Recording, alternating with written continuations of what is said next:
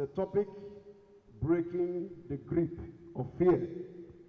Breaking the grip of fear.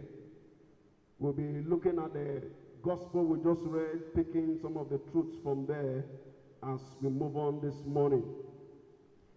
This is a season where so many people have been gripped by fear, and this fear has done more harm than good.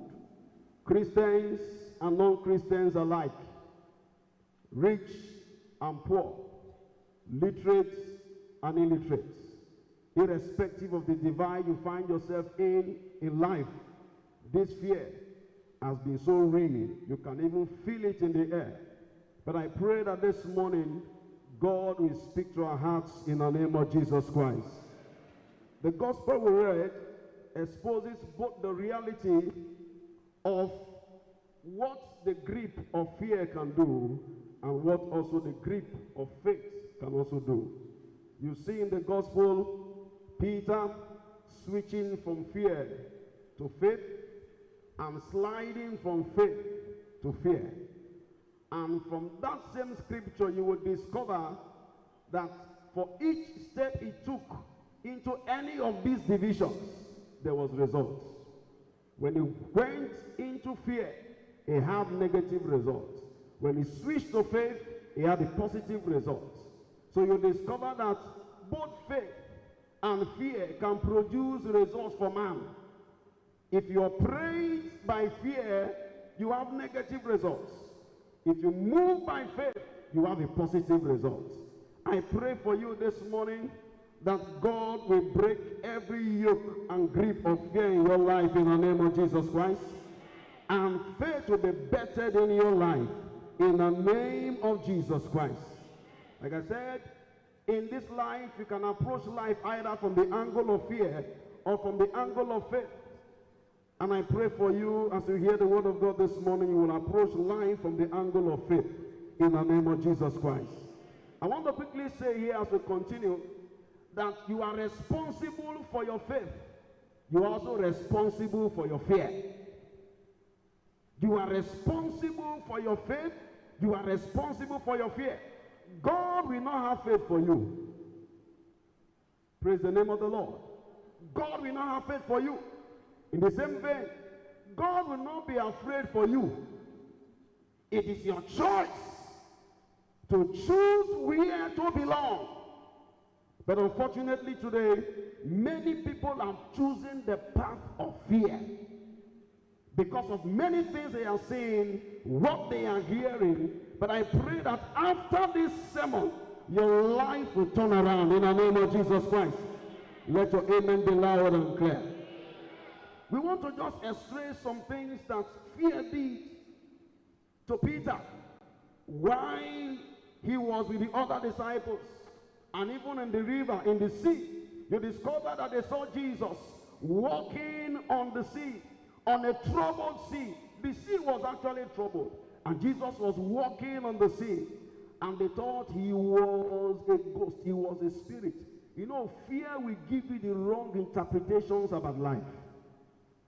I want to take that again. Fear will give you the wrong interpretations about what? Life and your experience. Some people see their attire in their houses, it becomes a demon. Praise the Lord.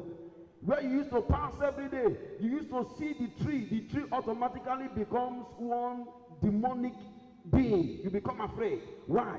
Fear is giving you a wrong interpretation.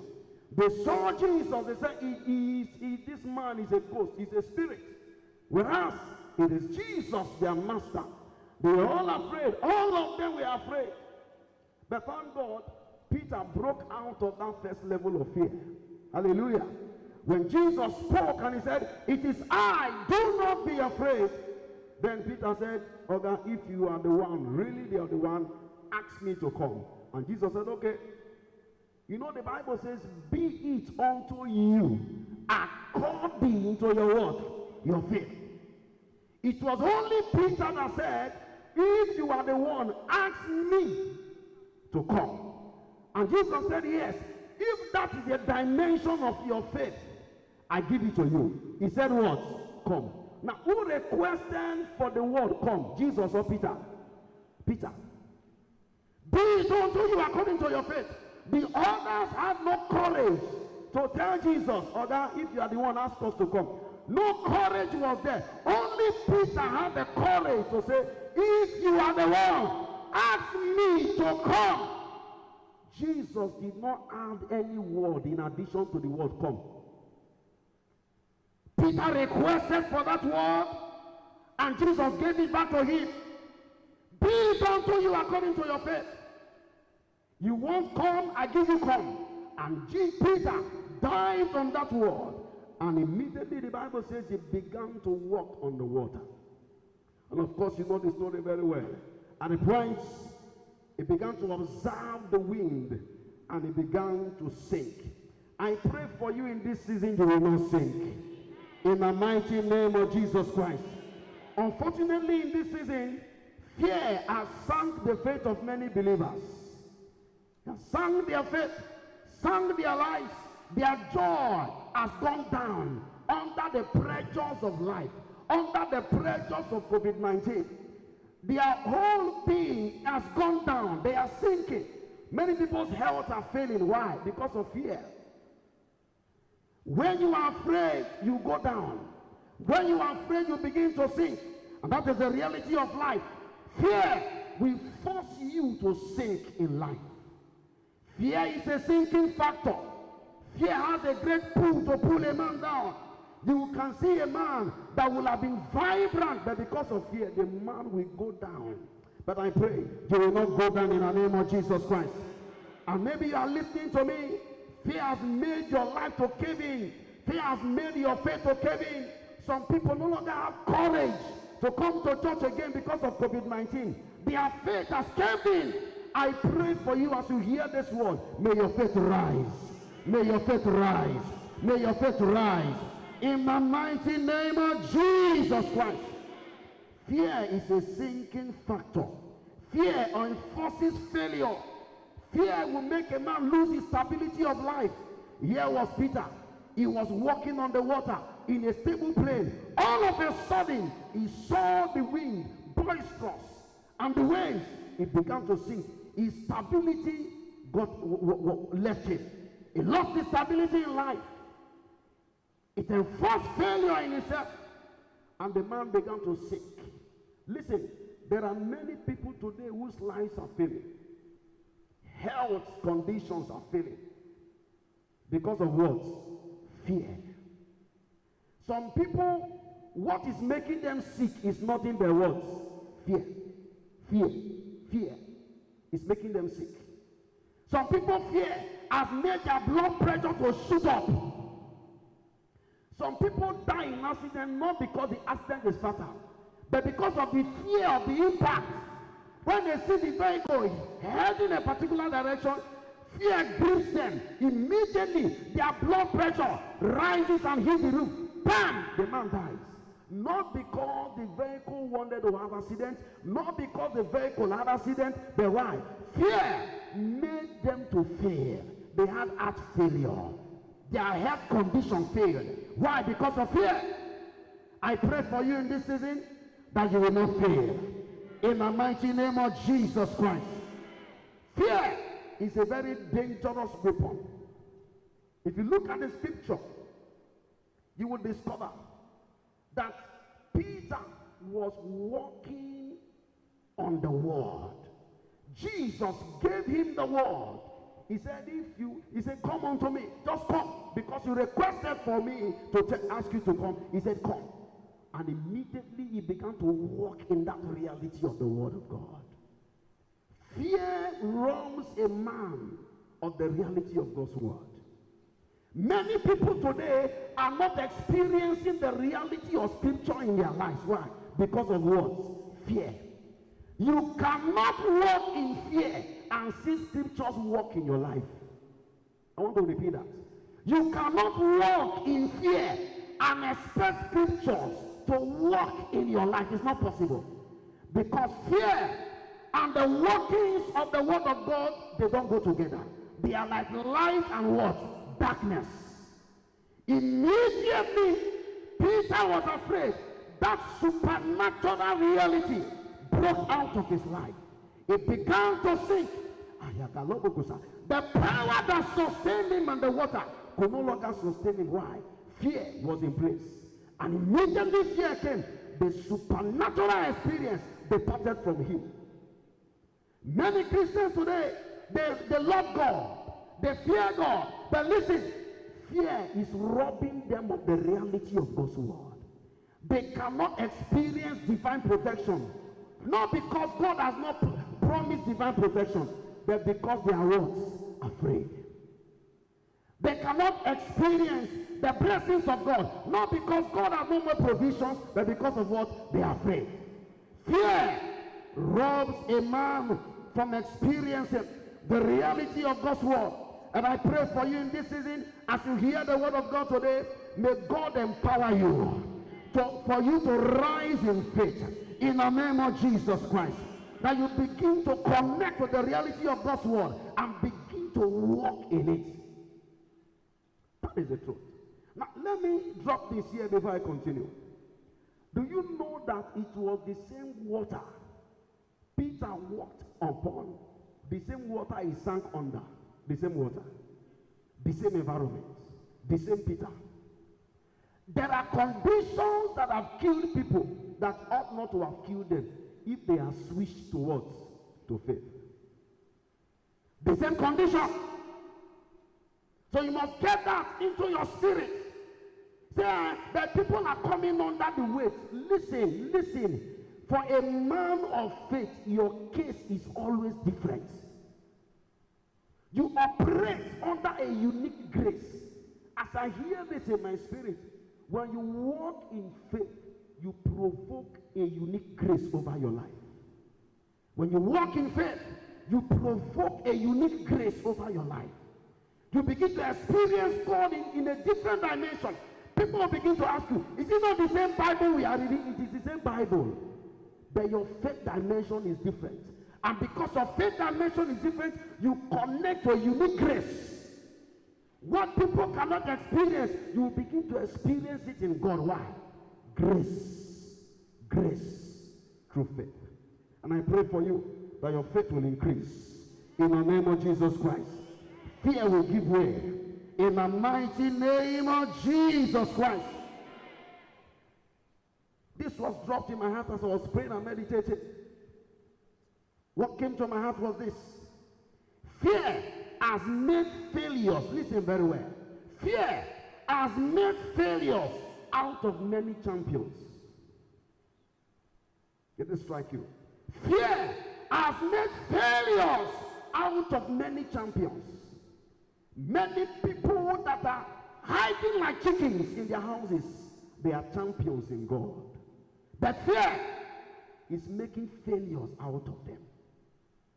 Fear has made victims out of many victors. Fear has made victims out of many victors. Peter was a victorious man, but fear made him a victim.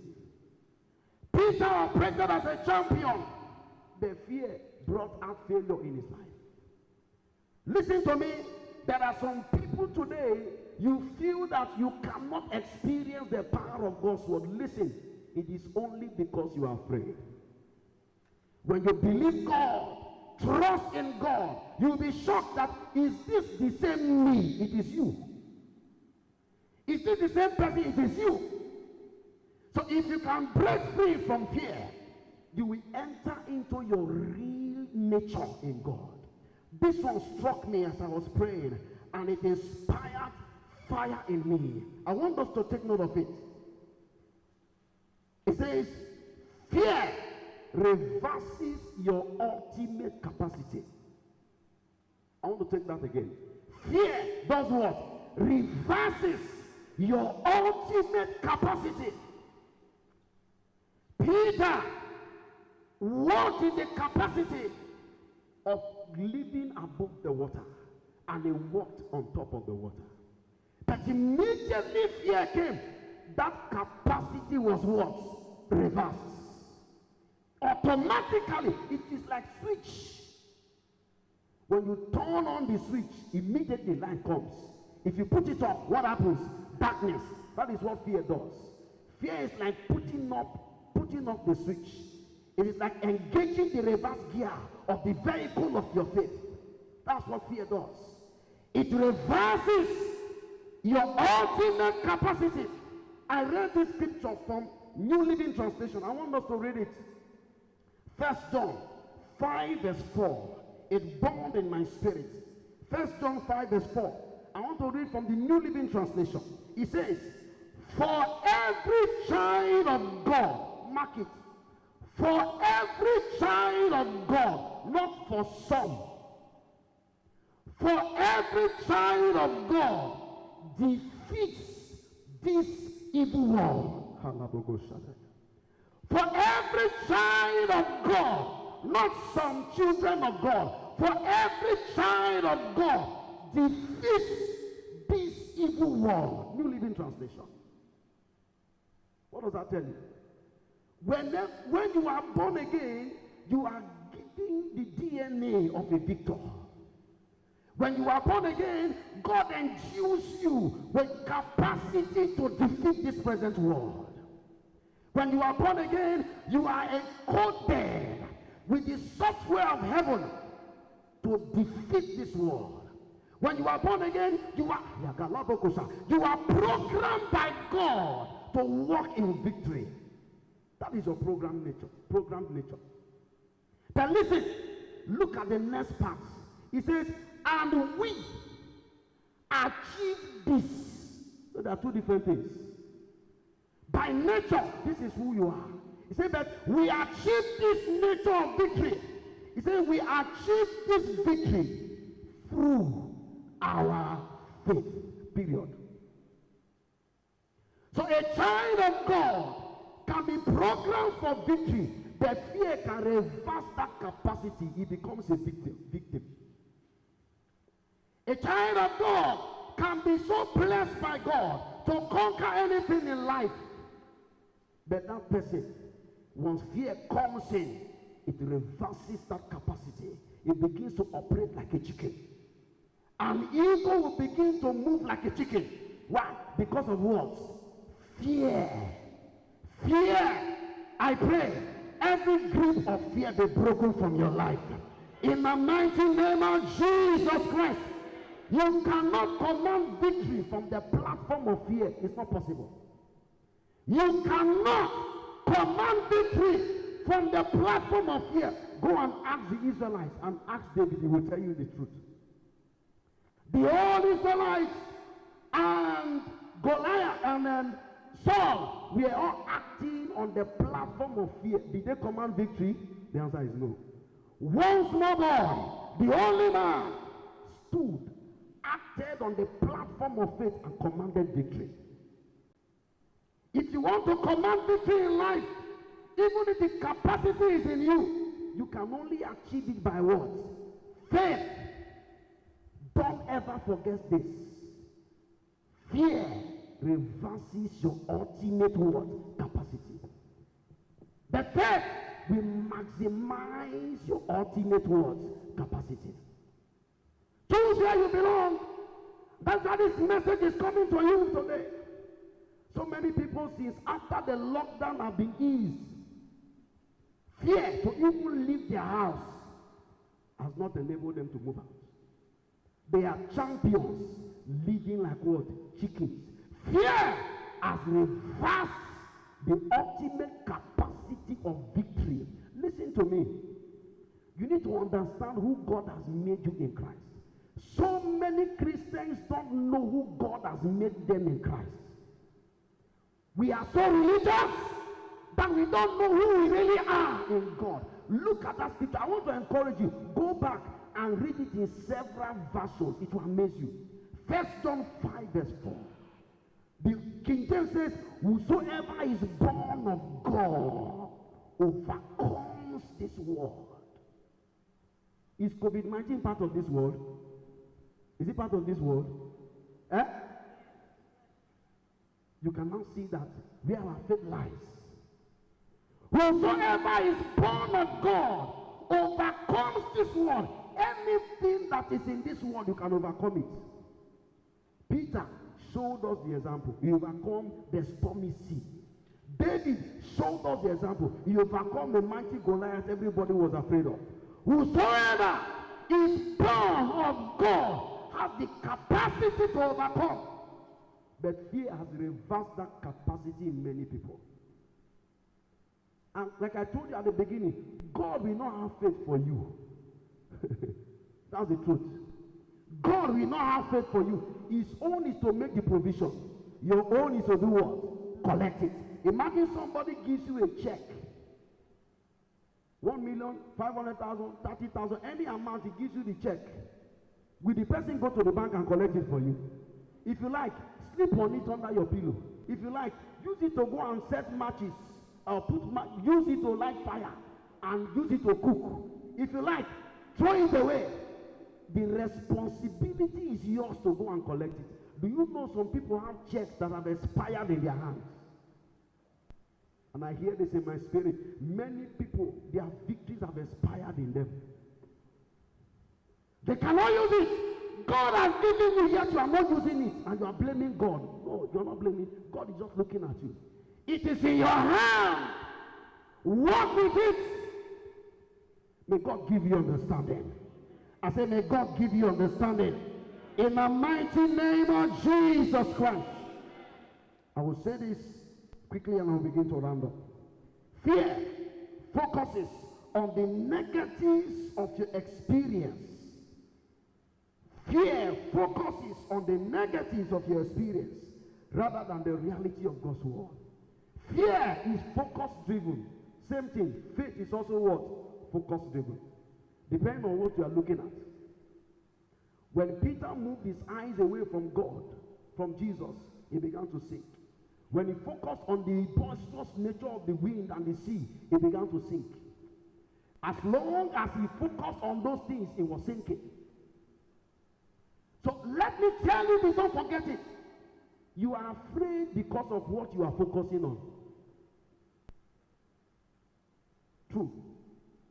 During this time when COVID-19 started, I was glued to my TV screen, monitoring it day by day. In fact, I put on my phone on an alert from a website.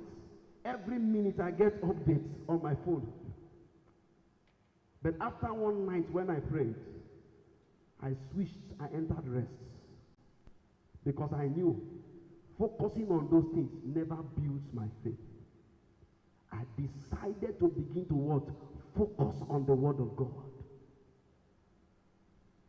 If you look at the coronavirus update, COVID-19 update, global update, maybe by now the total will have been up to 16 million.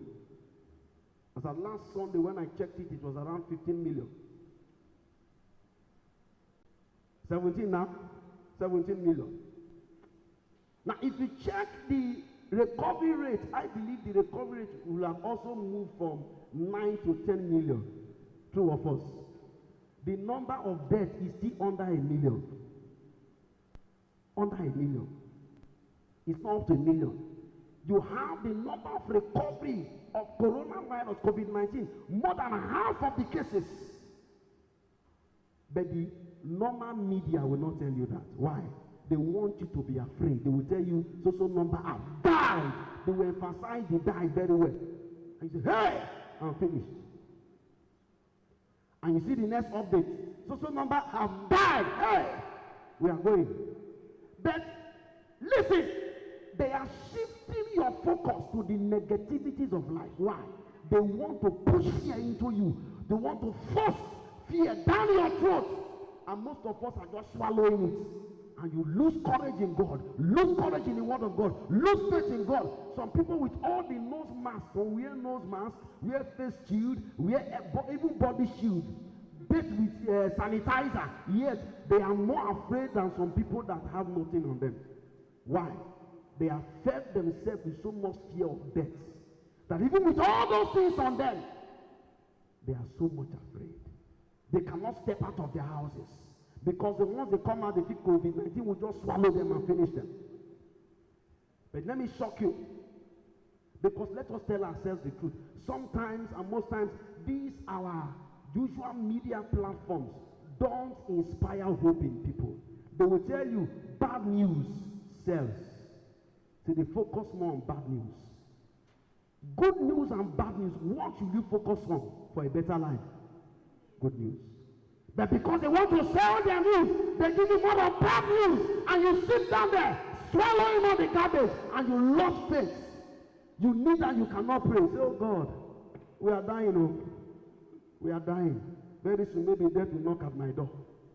It's not possible. Tell somebody it's a lie. Now listen, let me shock you. Out of those active cases remaining, if you go and check it, 99% are mild cases. Only 1% are critical cases.